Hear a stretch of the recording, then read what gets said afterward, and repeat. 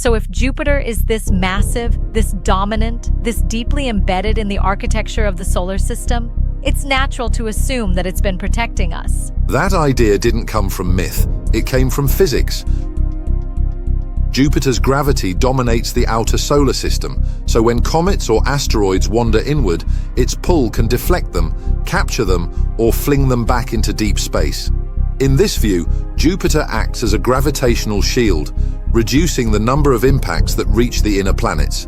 A goalkeeper, standing at the edge of the field, changing the odds. And then, in 1994, we saw it happen. A comet, Shoemaker-Levy 9, was torn apart by Jupiter's gravity and slammed into its atmosphere. The impacts left scars larger than Earth. And for the first time, we watched a planetary-scale collision in real time. Yes, and the unspoken thought was impossible to ignore. That could have been us. So the story felt complete. Jupiter takes the hit. Earth survives. A giant guardian standing watch at the gate. For a long time, that explanation made sense. It fit the scale, it fit the physics, and it fit something else too. Our desire to believe that survival has a protector. But science rarely lets a simple story stay simple. I was waiting for that. When scientists began modeling the long-term dynamics of the solar system, not just decades or centuries, but millions of years, a different picture emerged. Jupiter doesn't just remove dangerous objects, sometimes it creates them. Meaning the same force that blocks some shots can line others up. Jupiter's gravity can destabilize otherwise harmless orbits, stretching them, tilting them, nudging them into new paths. Over time, those nudges accumulate, and what was once a distant rock becomes an Earth-crossing threat. So the goalkeeper sometimes acts like a slingshot. This doesn't happen because Jupiter aims. There's no intention here, only mass, motion, and repetition. Tiny gravitational tugs, applied over millions of years, can turn stability into danger. That's unsettling, because it means protection and threat aren't opposites. They're outcomes of the same force. Exactly.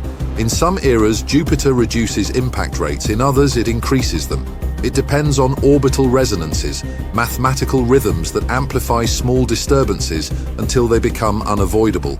Like pushing a swing, a gentle push at exactly the right moment, over and over again. And eventually, the motion becomes uncontrollable. These resonances carve patterns into the asteroid belt, regions where objects can survive, and regions where they're slowly driven into chaos. So the danger isn't random? No, it's structured. A system where risk is redistributed, not eliminated. Jupiter doesn't erase danger, it reshapes it. So when we ask whether Jupiter saved us, we're asking the wrong question.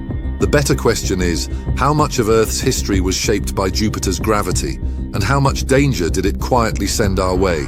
That reframes everything, because now Jupiter isn't a guardian or a threat, it's a condition. Yes, a force so large that it warps the meaning of safety itself.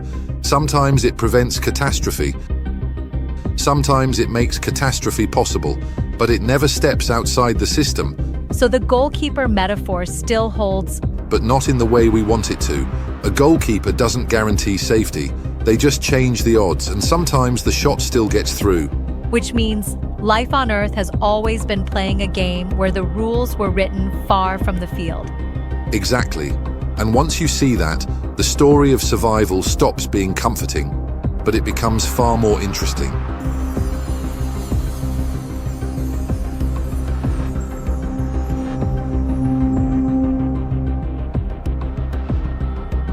So if Jupiter doesn't protect us and it doesn't threaten us, what does it actually do to the story of life on Earth? It shapes the environment in which that story unfolds, not deliberately, not selectively, but relentlessly. Over billions of years, Jupiter has altered the flow of material through the inner solar system, not once, not dramatically, but continuously, changing which worlds are struck, when they're struck, and how often. So extinction events aren't interruptions. They're part of the system. That's difficult to accept, because extinction sounds like failure, like something going wrong. But in Earth's history, extinction has often been a reset, a clearing. When dominant life is removed, new possibilities open. Which means the story of life isn't a straight line of progress. No, it's a branching process, shaped by chance, pressure, and timing. Small differences in impact rates or orbital nudges can alter the course of evolution entirely. So if Jupiter had been slightly smaller, or slightly closer, or slightly absent, Earth's biological history would be unrecognizable. Different extinctions, different survivors, different outcomes. which means that everything familiar, plants, animals, ecosystems, Exists because the dice rolled the way they did, not because life was destined, but because it was possible.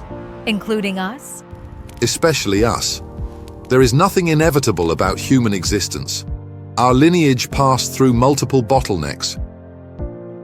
Moments where a slightly different impact, a slightly altered climate, could have erased it entirely. so we aren't the result of a perfect system. We're the result of a permissive one, a system that allowed life to continue long enough to experiment. That reframes survival, because it stops being about strength or intelligence or even adaptability alone. Yes, survival becomes about fit, not fitness, about whether a form of life happens to be compatible with the conditions it encounters. Which means contingency isn't a flaw in the story. It is the story. There's something humbling in that, because it removes the idea that life is guaranteed. And replaces it with responsibility. Because if existence is contingent, then what we do matters more, not less, not just individually, but collectively. Awareness becomes part of survival. It means continuity isn't promised. It's maintained, moment by moment, decision by decision. Life doesn't persist because the universe protects it. It persists because conditions remain favorable and because some systems don't collapse. Which makes awareness important. Yes, because a species that understands the fragility of its own existence stands at a threshold. We're not here because the universe needed us. We're here because the universe allowed us. And that doesn't make life meaningless. It makes it extraordinary. So Jupiter was never our guardian. No, it was part of the architecture that shaped what was possible. And now that we can finally see that architecture, The question changes, not will life continue, but will we understand the conditions that allow it to? All is one. all is one.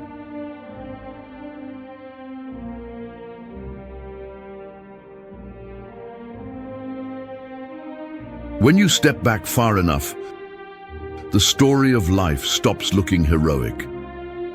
There are no guarantees written into the universe, no guardians watching over outcomes, no promise that continuity will always be preserved.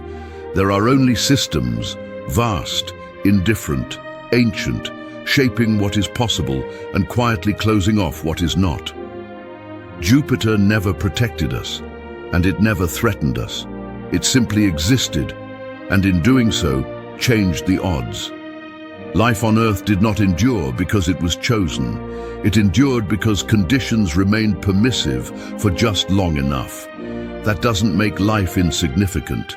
It makes it rare and fragile and astonishing. Because once you understand how contingent existence really is, certainty dissolves, but responsibility sharpens. We are not here because the universe needed us. We are here because the universe allowed us.